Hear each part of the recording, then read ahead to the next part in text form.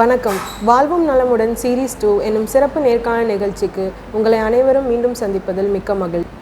இன்று நாம் பார்க்க இருக்கும் தலைப்பு தோள்பட்டை வலி. இதற்கான சந்தேகங்களுக்கு பதிலளிக்க நம்முடன் இணைந்திருப்பவர் doctor நிதினிஷா, MPD in Orthopedics, and she has a work experience of past 8 years in Dr.M.G.R. Education and Research Institute University. வணக்கம் மேம். வணக்கம் மேடம். கொஸ்டின் ஸ்டார்ட் பண்ணிடலாமா மேம்? ஃபர்ஸ்ட் கொஸ்டின் என்னென்னா, ஷோல்டர் பெயின்னா என்ன, எதனால இந்த ஷோல்டர் பெயின் வருது? முதல்ல ஷோல்டர் அந்த வேர்டினுடைய மீனிங் பார்த்தீங்கன்னா, 2 or more bones and the joints which connecting the thoracic cavity, அதாவது நெஞ்செலும்பு பகுதியையும் முதுகு பகுதியும் கனெக்ட் பண்ணுற, அதுக்கும் ஆர்ம்ஸ்க்கும் கனெக்ட் பண்ணுற போன்ஸ் அண்ட் ஜாயின்ஸை தான் நம்ம ஷோல்டர் ஜாயிண்ட்டுன்னு சொல்லுவோம். பெயின் வந்து ஒரு unpleasant emotional experience. It's not a normal condition. So shoulder pain அப்படின்னா என்ன? That is a pain in and around the shoulder joint which causes a shoulder pain. இப்போது இது வந்து நம்மளுடைய ஷோல்டர் ஜாயிண்ட்டில் கம்ப்ரெஸ் ஆகிற 3 போன். இது வந்து காலர் போன் சொல்லுவோம். நம்மளுடைய அந்த காலர் பார்ட்டில் இருக்க ஒரு போன், இது கிளாவிக்கல்னு சொல்லுவாங்க. இது ஆர்மில் இருக்க ஹியூமரஸ் போன் சொல்லுவாங்க. இது ஷோல்டர் பிளேடு. இட் இஸ் நம்மளுடைய நெஞ்செலும்பு பகுதிக்கு பேக் சைடில் which connecting the arm bone. So இந்த போன்லேயோ இல்லை இது சரௌண்டிங் மசில்ஸ் தசை பகுதியிலையோ இல்லை ஜவ்வு பகுதியிலையோ இட் இஸ் லிகமெண்ட்ஸ்ன்னு சொல்லுவாங்க.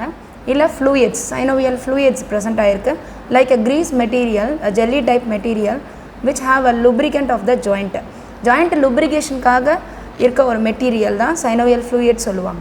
ஸோ இந்த ஜாயிண்ட்லேயோ போன்லேயோ இல்லை தசை பகுதியில் இல்லை ஜவ்வு பிரச்சனை இருந்ததுனா தான் நமக்கு ஷோல்டர் பெயின் வரும். Thank you ma'am. ஷோல்டர் பெயின் எதனால் வருது? What are the causes, signs and symptoms பற்றி கொஞ்சம் சொல்லுங்கள் மேம். ஆமாம், இது மெயினாக பார்த்தீங்கன்னா நமக்கு over stressful activities, repeated stress over the shoulder joint. இது ஏஜிங் ப்ராசஸ்னால வரலாம், டீஜென்ரேட்டிவ் சேஞ்சஸ்னால ஷோல்டர் பெயின் வரலாம். ஸோ டீஜென்ரேட்டிவ் சேஞ்சஸ்னால் ஓல்டர் பீப்புளுக்கு நம்மளுடைய சைனோவியல் ஃப்ளூயிட்ஸ் திக்கனிங்னால லுப்ரிகன் கம்மி ஆகுது. So that a friction of joints, that is degeneration occurs. இப்போது அது இல்லாமல் ஸ்போர்ட்ஸ் பர்சனுக்கு வரலாம். இந்த பாப்புலேஷன் ஹூ ஆர் ப்ரோன் பார்த்தீங்கன்னா எந்தெந்த பாப்புலேஷனுக்கு வரணும், ஆக்குபேஷனல் ரிலேட்டட் ஷோல்டர் பெயின் வரலாம். ஸோ ஓவர் ஸ்ட்ரெஸ்னாலேயோ repeated stress over the shoulder joint. Sports பர்சனுக்கு வந்து sudden injury due to some fracture or dislocation, that is எலும்பு முறிவுனாலேயோ இல்லை எலும்பு விலகிறதுனாலையோ ஷோல்டர் பெயின் வரலாம் மேடம். மெயினாக வந்து இந்த நீரிழிவு நோய் காரணமாக கூட ஷோல்டர் பெயின் வரலாம். டயபெட்டிக் பேஷண்ட்க்கு they were more common for shoulder pain. Thank you ma'am. Next question ma'am. Diabetes பேஷண்ட்க்கு ஷோல்டர் பெயின் காமனாக வருதுன்ற ஒரு இது இருக்குது. ஸோ அதை பற்றி நீங்கள் சொல்லினா நல்லாயிருக்கும். கண்டிப்பாக மேம். இப்போது டயபெட்டிக் பேஷண்ட்டுக்கு தான் ரொம்ப காமனாக ஷோல்டர் பெயினோ இல்லை டீஜென்ரேஷன் சீக்கிரத்தில் வந்துடுது. எதனாலன்ற ரீசன் வந்து நிறைய பாப்புலேஷனோட கொஸ்டின்ஸ் அதுதான்.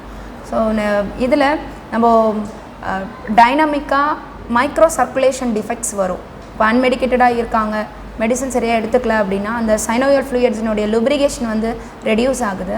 So micro circulation defects and also குளுக்கோட்ரின் material, that accumulation deposition of the குளுக்கோட்ரின் ஃபேக்டர் வந்து சைனோவியல் ஃப்ளூயிட்ஸில் டெபாசிட் ஆகிறதுனால thickening of the synovial fluid, அந்த பசை வந்து திக்கனிங் ஆகிடுச்சுன்னா ஸோ லுப்ரிகேஷன் இல்லாமல் டீஜென்ரேஷன் ஏர்லியராக வரக்கூடிய சான்சஸ் இருக்குது. ஸோ டயபெட்டிக் பேஷண்ட்க்கு இதனால் ஷோல்டர் பெயின் வரதுக்கு சான்சஸ் நிறைய இருக்குது மேம். Thank you ma'am. ரொம்ப கிளியராக ஆன்சர் பண்ணிங்க மேம். தேங்க்யூ. இந்த ஷோல்டர் பெயினில் என்னென்ன ஸ்டேஜஸ் இருக்குது, எந்தெந்த லெவல்ஸ்லாம் உங்களுக்கு ஷோல்டர் பெயின் வரதுக்கான வாய்ப்புகள் இருக்குது, அதை பற்றி கொஞ்சம். கண்டிப்பாக. ஸோ செல்ஃப் டயக்னோசிஸ் மெத்தடுன்னு சொல்லுவோம். இது செல்ஃப் டயக்னோஸ் பண்ணலாம் அவங்க. ஸோ ஸ்டேஜஸ் பார்த்தீங்கன்னா அடிசிவ் கேப்சுலைட்டிஸ்ன்னு சொல்லுவாங்க. அந்த ஜவ்வு ப்ராப்ளம் ஆகி உள்ள வீக்கமோ இல்லை ஷோல்டர் சரௌண்டிங் வீக்கம் ஆச்சுனாலோ அது acute stage, that is a milder stage of pain. Next வந்து பெரிய ஆர்த்தட்டிக் ஷோல்டர் ஸ்டேஜ்னு சொல்லுவாங்க. In and around the shoulder joint. இப்போது இதில் பார்த்தீங்கன்னா மூமெண்ட் ரெஸ்ட்ரிக்ஷன் இருக்கும். 50% ஆஃப் த மூமெண்ட் வந்து ரெஸ்ட்ரிக்ட் ஆகிடும் பெரிய ஆர்த்தட்டிக் ஷோல்டரில். Can't able to touch. இப்போ அப்பர் பேக்லேயோ லோவர் பேக்லேயோ அவங்களால டச் பண்ண முடியாது. செல்ஃப் டயக்னோஸ் பண்ணிக்கலாம் if the patient are prone for பெரிய ஆர்த்தட்டிக் ஷோல்டர்னு. தேர்ட் ஸ்டேஜ் தான் ஃப்ராசன் ஷோல்டர்னு சொல்லுவாங்க. By the name itself பார்த்தீங்கன்னா ஃப்ரீஸ்டு கண்டிஷன் ஆஃப் த ஷோல்டர்னு சொல்லலாம். ஃப்ராசன் அப்படின்னாலே ஃப்ரீஸ்.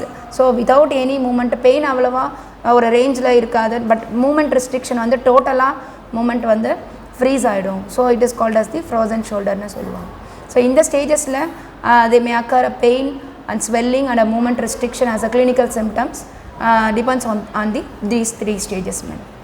Thank you ma'am. சீரியஸ் பற்றி ரொம்ப டீட்டெயில் எக்ஸ்ப்ளனேஷன் கொடுத்தீங்க.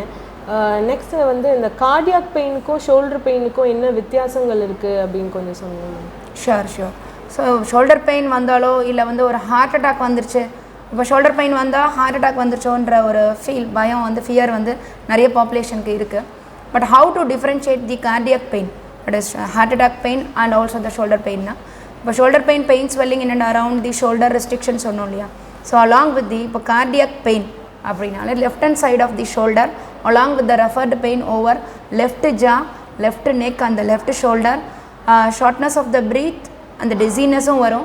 Dizziness oda சேர்த்து patient may cause sweating and also needed immediate care after these symptoms. So cardiac pain and shoulder pain different, normal shoulder pain ko differentiate பண்ற symptoms இதெல்லாம் madam. Thank you ma'am. Ma'am next question என்னென்னா, இப்போ இருக்கிற ஜென்ரேஷனுக்கு என்ன life style modification பண்ணால் எப்படி அவங்க பாஸ்டர் மெயின்டைன் பண்ணுறது மூலயமா இந்த ஷோல்டர் பெயின் ஏதாச்சும் தவிர்க்க முடியுமா, இல்லை ப்ரைமரியாக அவங்க என்ன மெஷர்ஸ் எடுக்கலாம் அப்படின்றத பற்றி கொஞ்சம் சொல்லுங்கள்.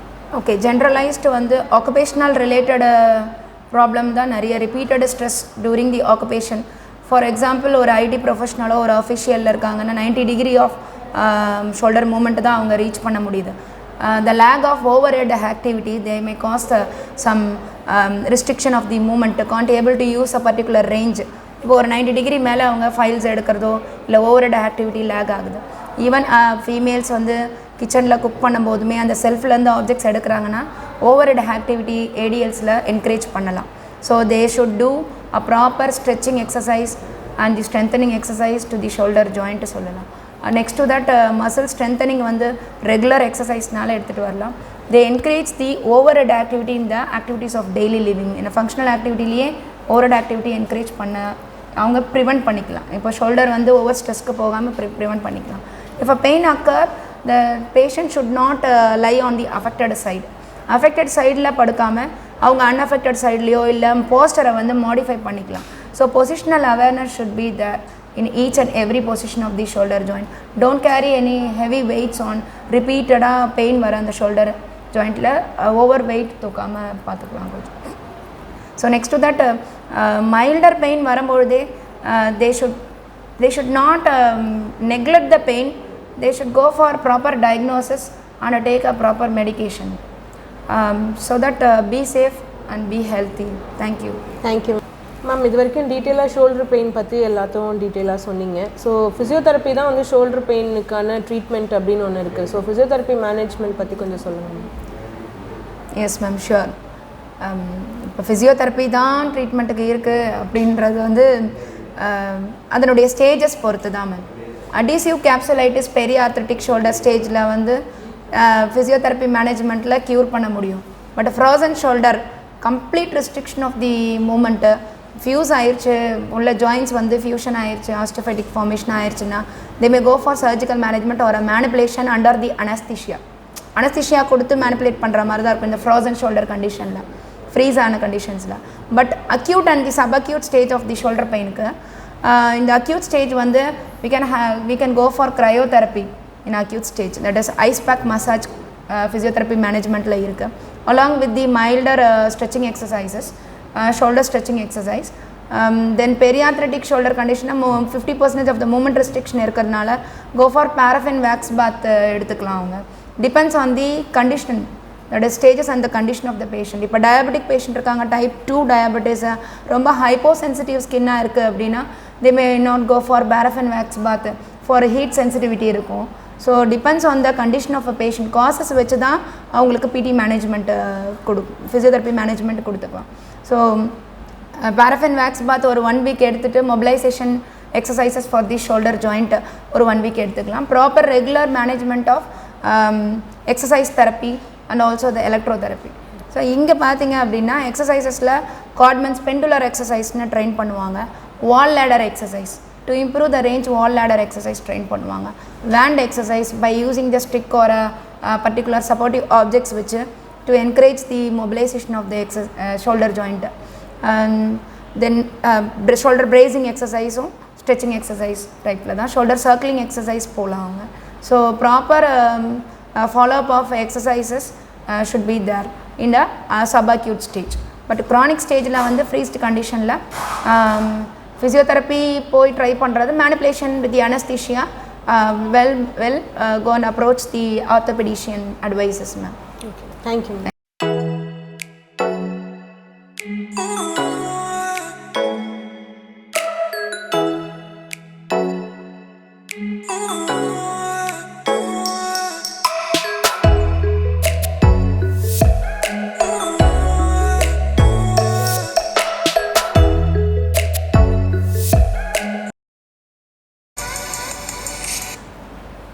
ஹலோ சொல்லுங்க. சொல்லுங்க. கேளுங்க, டாக்டர் இங்கே தான் இருக்காங்க, நீங்கள் கேளுங்க. மேம் சொல்லுங்கள் சார்.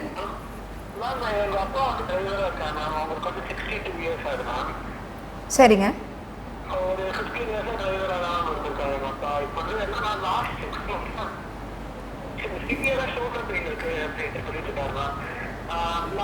நிறைய டாக்டர்ஸ் நிறைய ட்ரீட்மெண்ட் பார்த்தலாம், நிறைய பேர் சஜஸ்ட் பண்ணுறாங்க, எதுவுமே அவங்களுக்கு ரிலீஃப் கொடுக்க மாட்டேங்குது.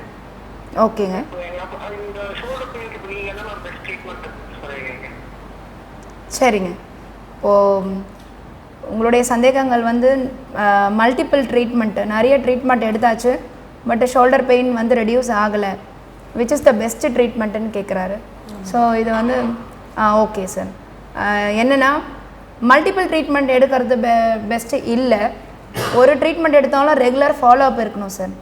ஸோ பர்டிகுலர் ஃபிசியோதெரப்பி ட்ரீட்மெண்ட் எடுக்கிறாங்க அப்படின்னா ரெகுலர் ஃபாலோ அப் எக்ஸசைஸ் ரொம்ப இம்பார்ட்டண்ட்டு. ஸோ ட்ரீட்மெண்ட்டுமே ரெகுலரைஸ்டாக இருக்கணும். பட் ஏஜ் ரிலேட்டட் பார்த்திங்கன்னா அவங்களுக்கு டீஜென்ரேஷன்றது ஒரு ஸ்டாப் பண்ணக்கூடிய ஒரு விஷயம் இல்லை. ஸோ ஆல்ரெடி தேய்மானம் ஆயிருக்கும், அந்த ஜாயிண்ட் சர்ஃபேஸை திருப்பியும் எடுத்துகிட்டு வர முடியாது.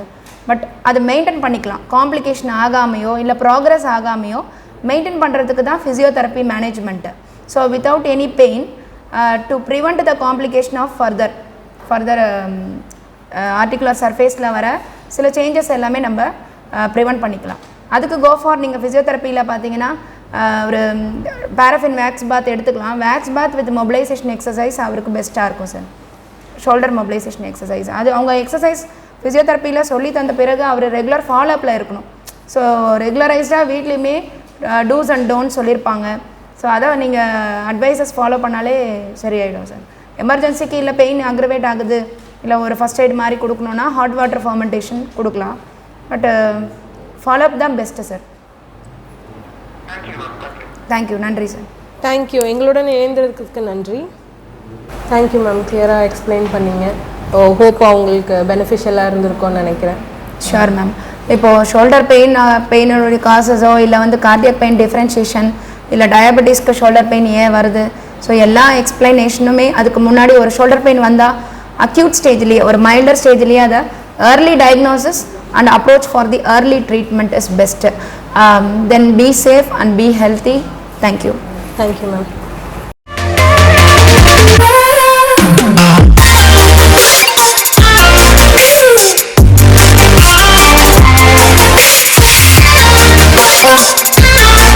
Oh,